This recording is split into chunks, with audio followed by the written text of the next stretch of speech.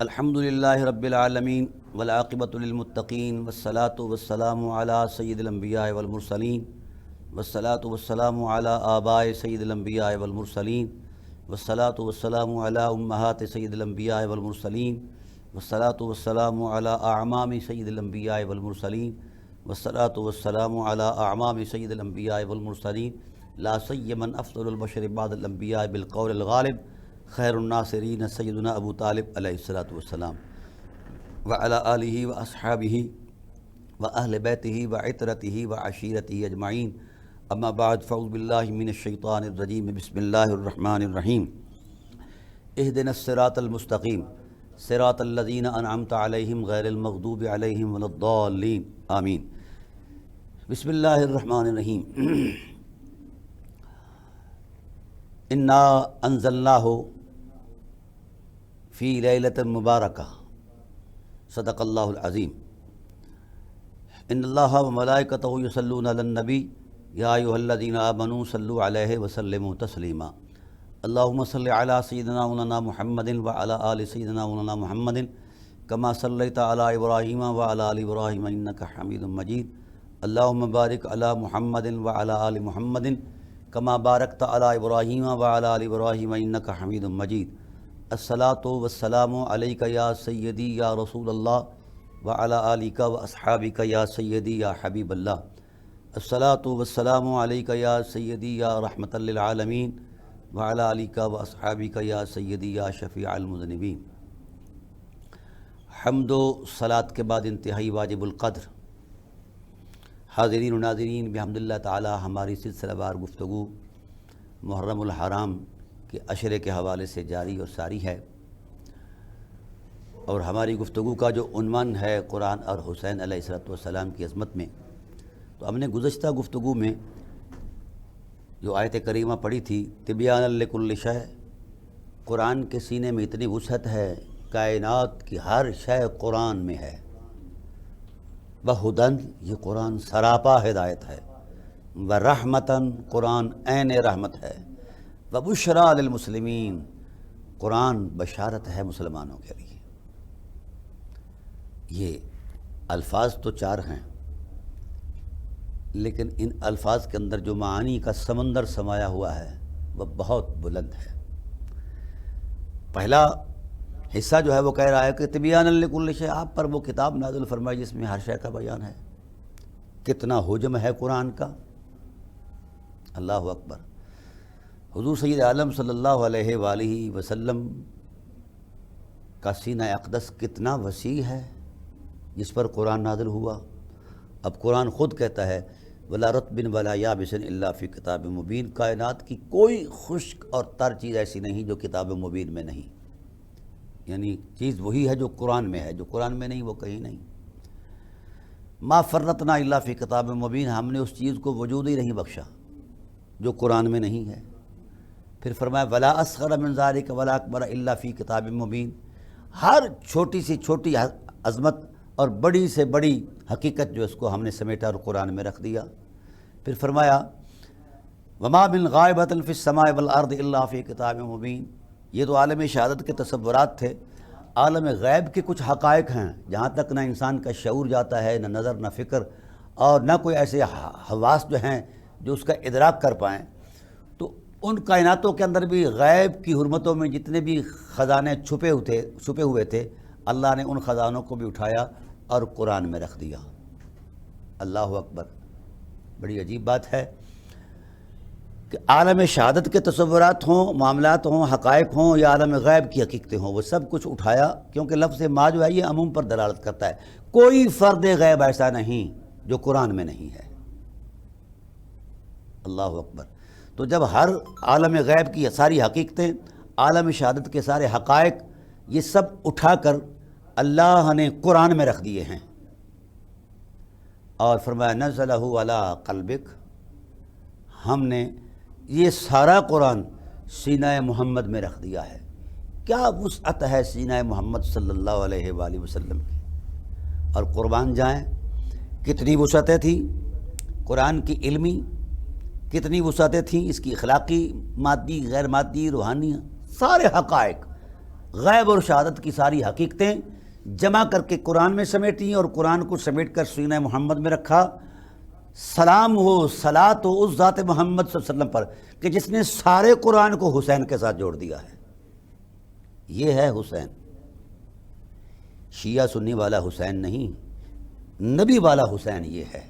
مجھے آپ کائنات کے اہل تشیع، کائنات بھر کے اہل سنت یا جتنے بھی فکر رکھنے والے اہل علم ہیں، دلیل کی دنیا میں مجھے حسین کا احاطہ کر کے دے دیں کہ کہاں سے شروع ہوتا ہے حسین اور کہاں تک اس کا مقام ہے۔ تو کائنات کے کسی علم اور عالم کے اندر یہ سقط نہیں کہ وہ امام حسین کی عظمت کا احاطہ کر پائے۔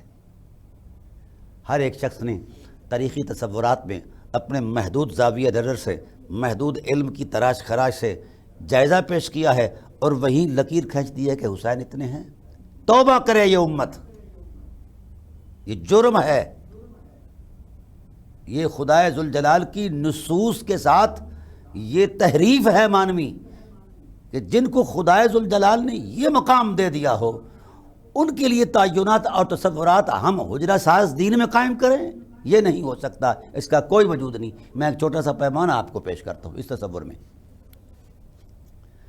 بڑی معروف آیت کریمہ ہے، آیت صلاۃ اسے کہتے ہیں، ان اللہ و ملائکتہ یصلون علی النبی،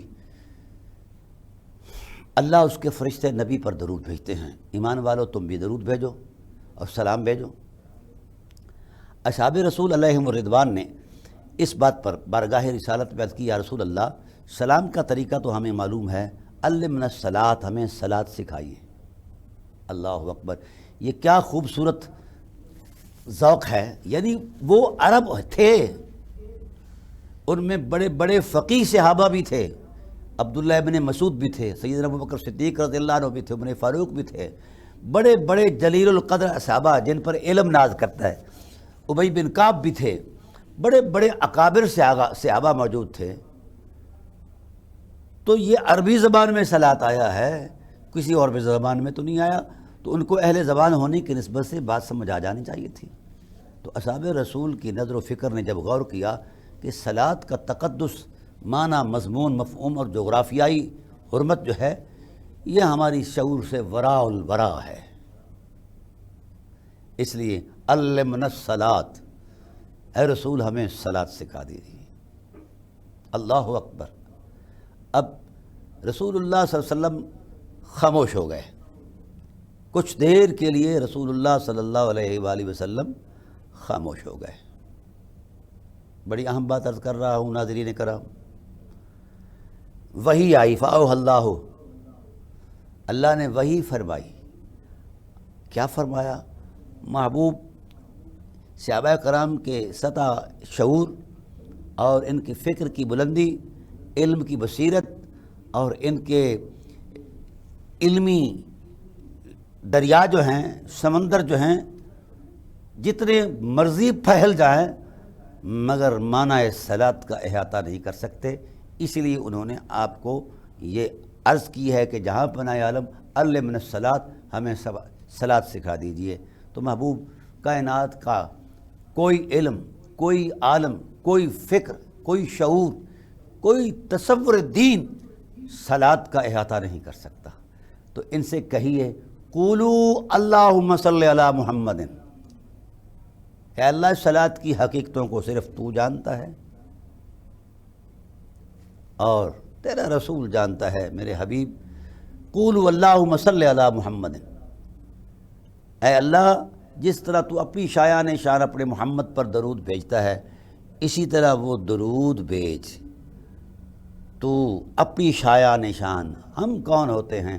ہم تو حضور عظمت رب میں صرف التجا کر سکتے ہیں کہ درود بھیج۔ ہمیں کیا پتہ، ہماری لیاقت ہی اتنی نہیں ہے کہ ہم یہ کام خود کر پائیں، بس تیری توفیق سے ہم تیری ہی بارگاہ تک آتے ہیں۔ تو اپنی شایان شان ہماری طرف سے بھی نذرانہ درود جو ہے اپنے محبوب پر بھیج۔ یصلون علی النبی، یصلون علی النبی کا یہ معنی ہے اور بڑا خوبصورت معنی ہے۔ ناظرین کرام، کئی مذہب ٹوٹ جائیں گے اس معنی سے جو ہم نے حجروں میں بنائے ہیں، ان کو توڑنا اب واجب ہو چکا ہے، کیونکہ مذہب میں حجرے میں بنائے ہوئے ادیان اور مذاہب جو ہیں انہوں نے امت کو تقسیم کیا ہے۔ امت کو جوڑنے کے لیے صرف نص خداوندی اور نص محمدی صلی اللہ علیہ وآلہ وسلم ہی اصل حقیقت ہے۔ آقا علیہ السلام لفظ صلاۃ کے معنی کا تعین کر رہے ہیں، حدود اربع نہیں، کہ مصداق صلاۃ کون ہے، کیسے درود پڑھنا ہے، کس پر پڑھنا ہے۔ قولوا اللہم صلی علی، اللہ تو بھیج، درود بھیج محمد اور آل محمد پر۔ یہ معنی کامل ہے کس کا؟ لفظ صلاۃ کا۔ تو جو حسین معنی صلاۃ ہو، اس حسین کے لیے مذہب کے جائزے، مسلکی افکار کے تصورات، یہ سب مصنوعی باتیں ہیں۔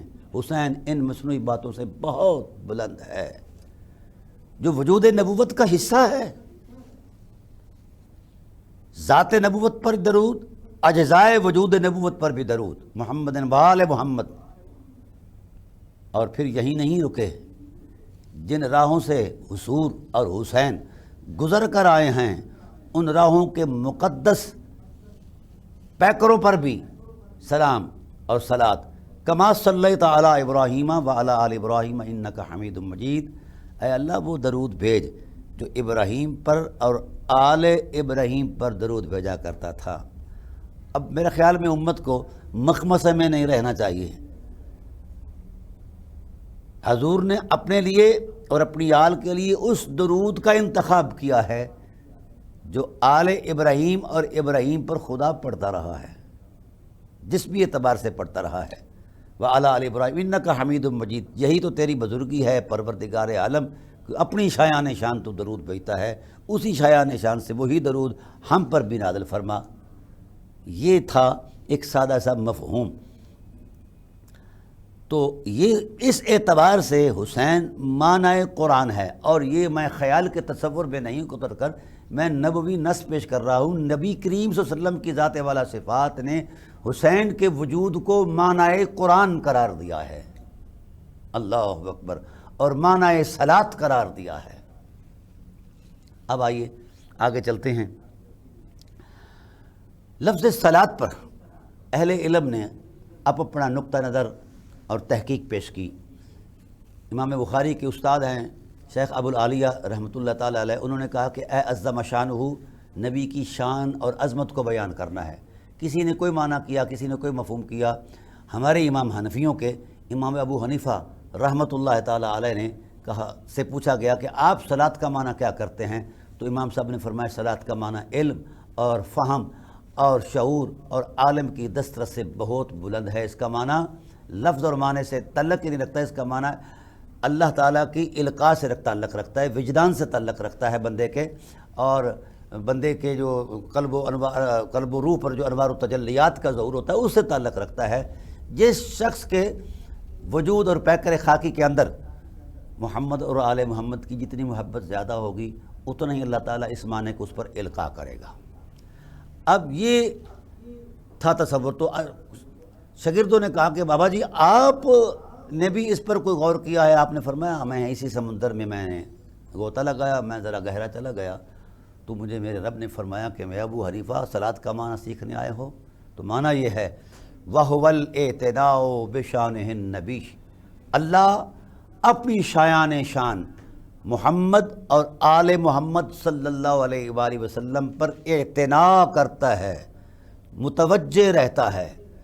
نظم کائنات کا سارا تانا بانا فل مدبرات امرا، مدبرات امر کو دے رہا ہے، اور اپنی ساری نگاہ التفات جو ہے، نگاہ رحمات جو ہیں اور نگاہ عظمت جو ہے، اس کا قبلہ محبت جو ہے وہ محمد اور آل محمد ہیں۔ اب مجھے بتائیے، میں سنی ہونے کے نسبت سے ایک طریقت کا مسئلہ حل کر رہا ہوں۔ ہمارے اسلاف کے ہاں یہ تسلسل چلا آیا ہے کہ جب کسی شیخ طریقت کی خوشنودی کے لیے کوئی خدمات سر انجام دیتا ہے، طریقت کے کسی تصور میں کوئی خدمات سر انجام دیتا ہے، تو شیخ طریقت اپنی نگاہ نور سے، نگاہ بصیرت سے اسے نوازتے ہیں۔ کوئی اللہ کا ولی کسی عام آدمی پر ایک توجہ کرے تو اس کو ولایت کا نور عطا کر دیا جاتا ہے۔ تو خالق کائنات تو ازل سے لے کر ابد تک پورے الوہی تسلسل کے ساتھ محمد اور آل محمد کے ساتھ متوجہ ہے، اعتدا کیے ہوئے ہے۔ مجھے بتایا جائے ولی کی نگاہوں میں ہم یہ کمال مانتے ہیں تو جو ولیوں کا بھی خالق ہے اس کی نگاہوں کا کتنا بڑا کمال ہوگا۔ اور اس کے اندر جو درجات کا ایک تسلسل ہے، یہ نہیں کہ لمحہ بھر کے لیے ایسا ہوتا ہے، نہیں، کامل اعتنا، اس کی ساری توجہات کی حرمت جو ہے وہ محمد صلی اللہ علیہ وسلم اور آپ کا کاشانہ رحمت ہے، کیونکہ وہ یہ درود کا حصہ ہیں، درود کا معنی ہے، صلاۃ کی حقیقت ہیں۔ لہذا اللہ کی توجہات رحمت جو ہیں، توجہات عظمت جو ہیں، اور اس کا جو ٹوٹل فوکس ہے وہ اس حسن کی حرمت پر ہے جس حسن کا نام محمد اور آل محمد ہے، اور حسین آل محمد میں ایک شاہکار ہیں۔ تو بتائیے اب مقام حسین کو میں کہاں سے شروع کروں؟ اور پھر یہی نہیں کہ اللہ تعالیٰ اعتنا کرتا ہے اور اس اعتنا کی برکات سے جو درجات کا ایک تسلسل ابھرتا ہے اس تسلسل کو جناب والا کہیں غلاف میں بند کر دیتا ہے، نہیں، اللہ تعالیٰ اسے اپنی الوہی نظم کے ساتھ ان کی عظمتوں کو، شانوں کو بڑھاتا بھی ہے اور بیان بھی فرماتا ہے۔ کائنات کے باسی جو ہیں وہ فرشتگان ہوں، نوری ہوں، کوئی ہو، ان کے ساتھ اللہ تعالیٰ یہ چیزیں ڈسکس کرتا ہے، بیان فرماتا ہے کہ میں نے اپنے محبوب صلی اللہ علیہ وسلم کو، ان کی آل کو یہ مقام عطا فرمایا ہے۔ میں گزارش کرتا ہوں اہل علم سے کہ خدائے ذوالجلال کی نگاہوں کا جو تقدس ہے، نظروں کی جو حرمت ہے، ان کے اندر جو فیض بار ارادہ الہی ہے، تو کتنا فیض جمع کر دیا ہوگا جب سے خدا ہے، وہ تو جب کب کے تصور سے بھی پاک ہے، اس وقت تک اور جب تک یہ تسلسل جاری ہے اللہ تعالیٰ پوری شایان شان۔ اور پھر قرآن کریم کا اسلوب بڑا خوبصورت ہے۔ مجھے ہے کہ ان اللہ سے شروع کیا، لفظ انا جو ہے یہ حرف مشبہ بالفعل ہے ہماری علمی زبان میں، یہ جملہ اسمیہ کی علامت ہے، یعنی جس جملے کے شروع میں یہ آ جائے اس کو جملہ اسمیہ کہتے ہیں، اور جملہ اسمیہ کا جو طبعی خاصہ ہے وہ ہے تسلسل اور استمرار، کسی کام کا مسلسل کرنا، درمیان میں رکنا بھی نہیں ہے۔ قربان جائیں خدائے ذوالجلال کی محبت کے کہ جب سے اس نے درود شروع کیا ہے وہ اس تسلسل میں ہے کہ ایک لمحہ کے لیے بھی نہیں رکا، اور اس کی شان رکنے والی ہے ہی نہیں۔ لا تأخذہ سنۃ ولا نوم لہ ما فی السماوات وما فی الارض، نہ اسے اونگ آتی ہے نہ اسے نیند آتی ہے، اور نہ ہی کائنات کی کوئی طاقت اس کے اس عظمت والے اعتنا کے اندر جو ہے حائل ہو سکتی ہے۔ تو بھائی مجھے بتائیے جن نفوس قدسیہ کی شانوں کو اللہ تعالیٰ اس عظمت کے ساتھ، الوہی تسلسل کے ساتھ خود بیان کر رہا ہے، ابھی تک تو اس نے تکمیل نہیں کی کہ کتنی شانیں ہیں، کائنات کے اہل علم کیسے تکمیل کر پاتے ہیں؟ تو کائنات کے باسیوں کو سمجھ لینا چاہیے، حسین پر غور نہیں، حسین پر ایمان لایا جائے۔ جو حقیقتیں ہمارے غور فکر و حواس سے بلند ہیں ان پر قرآن ایمان کی دعوت دیتا ہے، اور جو حواس کے تابع ہیں اور حواس کے منظرنامے میں وہ محسوس ہوتی ہیں تو ان چیزوں پر غور ضروری ہے، نوامی سے قدرت پر غور ضروری ہے۔ تو اس لیے بھائی امام علی مقام علیہ الصلوۃ والسلام کی ذات کے ساتھ ایمان وابستہ کرو، ان کی محبت کے ساتھ ایقان وابستہ کرو۔ یہ کیسا ہوا کہ ہم اسے نواسہ رسول کہہ کے جان چھڑا لیں؟ یہ اس رسول کے وجود کا حصہ ہیں جو اعتناء شان ربانی کا مرکز ہیں، نقطہ ارتکاز ہیں۔ تو جن کی شانوں کو خدا تب سے لے کر پتہ نہیں کب تک کیسے کس انداز میں اپنی شایان شان، اپنے علم کی حرمت اور جغرافی کے اعتبار سے جو اس کی شایان شان ہے وہ بیان کر رہا ہے، تو مجھے بتایا جائے ہم حسین کو کہاں سے شروع کریں اور کہاں تک جا کر اس کا اختتام کریں؟ تو یہ باتیں میں مذہب کے لوگوں سے کہتا ہوں، خواہ وہ تشیع سے تعلق رکھتے ہیں، تسنن سے تعلق رکھتے ہیں، حسین کے لیے کوئی جغرافیہ بیان نہ کیا جائے، نہ فکری، نہ عقلی، نہ ذہنی، نہ مذہبی۔ یہ بہت بونے قد ہیں اس کے سامنے، حسین کے سامنے۔ مذہب بہت چھوٹا ہے حسین کی ذات کے سامنے، مسلک بہت چھوٹا ہے حسین کی ذات کے سامنے، نظر و فکر کے دائرے بہت چھوٹے ہیں، شعور کی فکر کی پرواز بہت کم ہے۔ وہ تو ان کے کفش پا کی گرد راہ کو بھی نہیں پہنچ سکتے جہاں حسین کی گرد راہ کا تصور ہے۔ تو ہم حسین کو ایک شخصیت کے تصور میں دیکھتے ہیں۔ او اللہ کے بندو، حسین کیا ہے؟ مرکز اعتناء ربانی ہے، محبت اعتناء ربانی ہے۔ اس کو اس انداز میں یقین کرو جس کا تصور قرآن دے رہا ہے، اس انداز میں نہ یقین کرو جس انداز کا تصور مولوی صاحب دے رہے ہیں۔ یہ بہت چھوٹے ہیں مولوی صاحب، حسین کا قد مولاناؤں سے بہت بڑا ہے، کیونکہ اس کا کردار اتنا بلند ہے جو قرآن کی آیات کا منظرنامہ ہے، اور عظمت وفا میں وہ قرآن کا ہی عنوان ہے۔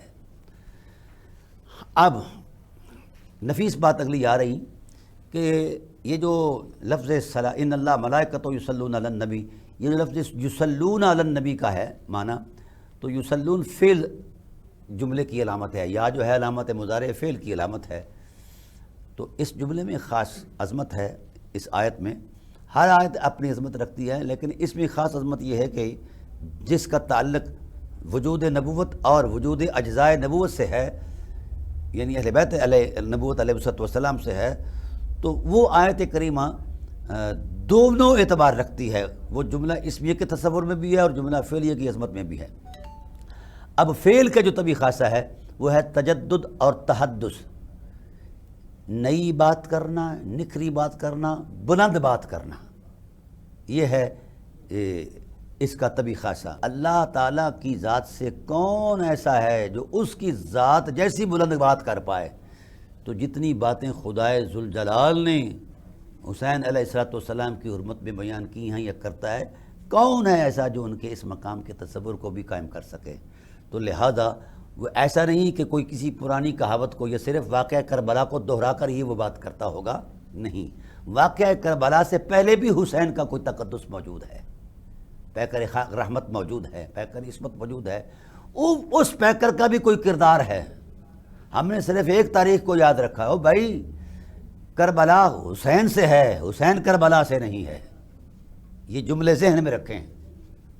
کربلا حسین سے ہے، جہاں کسی زمانے میں ایک دبیس جنگل ہوا کرتا تھا، ریگستان ہوا کرتا تھا، آج وہاں جنت بنا دی ہے حسین کے وجود نے، تو کربلا حسین سے ہے، حسین کربلا سے نہیں ہے، یہ بات ذہن میں رکھیں۔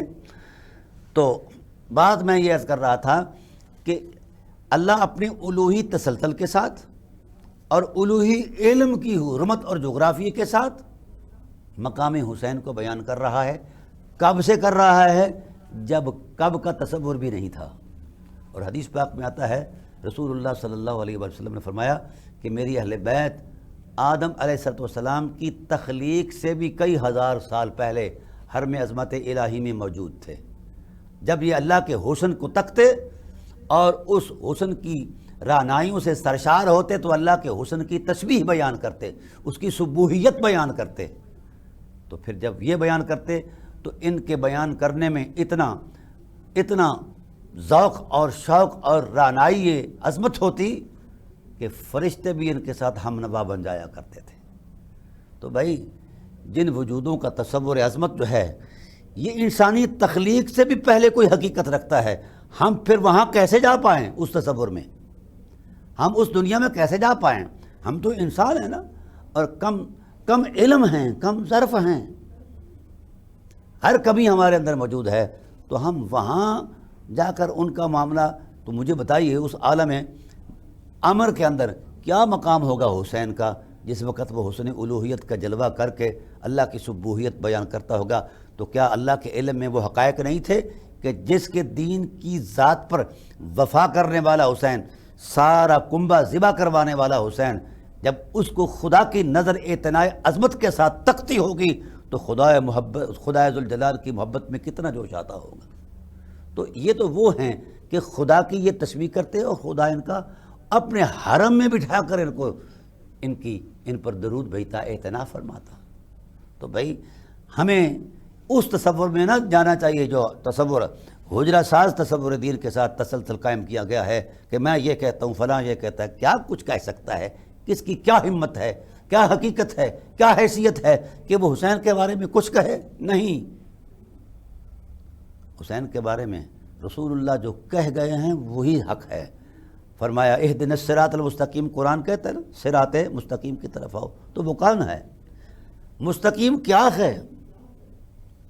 یہ المستقیم یہ اس میں فاعل ہے، اور اس میں فاعل کے اندر جو ہے فعل کا تصور موجود ہوتا ہے، فعل بھی ہوتا ہے اور فاعل بھی ہوتا ہے۔ کون ہے جس نے استقامت اختیار کی۔ آئیے ہم استقامتوں کا ایک تدریجی جائزہ لیتے ہیں۔ ہر ایک شخص نے استقامت اختیار کی ہے، ہر ایک فرد عظمت نے۔ تو جہاں جو استقامت حسین نے دی ہے، جس کا وہ نقشہ پیش کیا ہے کربلا کے اندر، مجھے بتائیے تاریخ انسانیت میں اس استقامت کا کہیں اور بھی تصور و نمونہ پایا جاتا ہے؟ تو قرآن تو کہتا ہے اہدنا الصراط المستقیم، نمازی کو پابند کیا گیا ہے کہ خدا سے ہدایت مانگے۔ المستقیم میرے مصطفیٰ کی صفت ہے، اور حسین اس صفت کا وجود ہے۔ تو المستقیم کا معنی ہے اللہ حسین کا راستہ عطا کر دے۔ کھلے لفظوں میں اس لیے کہہ رہا ہوں کیونکہ الحمدللہ تعالیٰ میں تفسیری اثاثے پر بڑی اللہ تعالیٰ کے فضل و احسان سے جناب ابو طالب علیہ السلام کے قدموں کی خاک کی برکت سے تفسیری اثاثے پر چونکہ میرا سپیشلائزیشن ہے اس حوالے سے الحمدللہ تعالیٰ، تو میں نے اہل سنت کی ہی تفاسیر میں یہ ساری چیزیں دیکھی ہیں۔ المستقیم صفت محمد ہے اولاً، پھر اسی صفت میں کہ نور کے اندر لپٹے ہوئے، غلاف حرمت کے اندر لپٹے ہوئے ذات حسین ہیں اور اہل بیت ہیں۔ تو اہل بیت کا ہی راستہ صراط مستقیم ہے۔ اور پھر رسول دو عالم صلی اللہ علیہ وسلم نے بھی یہ فرما دیا تھا انی تارکم فیکم الثقلین، میں خدا کا اعتماد ہوں، یہ دونوں حقیقتیں میرا اعتماد ہیں۔ حیرت تو اس بات پر ہے کہ رسول اللہ نے رسول ہو کر اعتماد فرمایا ہے، اور امت ابھی سوچ رہی ہے اور ترازو کر رہی ہے کہ حسین کتنے بڑے ہیں کتنے چھوٹے ہیں۔ نعوذ باللہ من ذالک، بھٹک جاؤ گے، تباہ ہو جاؤ گے، اور ہو رہے ہو۔ آپ کے مذہب میں کتنی وسعت ہے، آپ کی اختراعی افکار میں کتنا تنوع ہے، جو حرمت حسین کے تقدس کا کسی اعتبار سے کسی تسلسل سے کوئی جائزہ لے سکے۔ ذرا مجھے تو وہ بتایا جائے نا کہ آپ کے اندر کتنا علمی حجم ہے۔ آپ صرف اتنا کہہ سکتے ہیں، کوئی شیعہ ہے تو اتنا کہہ سکتا ہے کہ جناب طباطبائی علیہ الرحمہ نے یہ کہا، جو کوئی سنی ہے تو وہ کہہ سکتا ہے کہ اعلیٰ حضرت علیہ الرحمہ نے یہ کہا۔ بھائی یہ وہ انہوں نے بھی اپنی وسعت کے مطابق جو کچھ کہا فرط ذوق سے کہا ہوگا، لیکن جو مصطفیٰ نے کہا ہے ایسا اگر کسی نے کہا ہے تو لے آئیے، جو رسول کہہ گئے ہیں اور جو قرآن کہہ رہا ہے کہ نماز کے اندر، اور پھر نبی پاک صلی اللہ علیہ وآلہ وسلم نے ایک سرٹیفکیٹ جاری فرمایا ہے، فرمایا من صلی صلاۃ کاملۃ ولم یصلی علی وعلی اطرتی لم تقبل الصلاۃ لم تقبل الصلاۃ لم تقبل الصلاۃ۔ جس مولانا صاحب نے، جس پیر صاحب نے بڑی کمال کی نماز پڑھی تمام آداب بندگی کے ساتھ، لیکن جس وقت آخر میں آیا جہاں اس نے نماز کی قبولیت کے لیے درود کو پڑھنا تھا، اس نے درود نہیں پڑھا محمد اور آل محمد پر، تو رسول کیا فتویٰ دیتے ہیں؟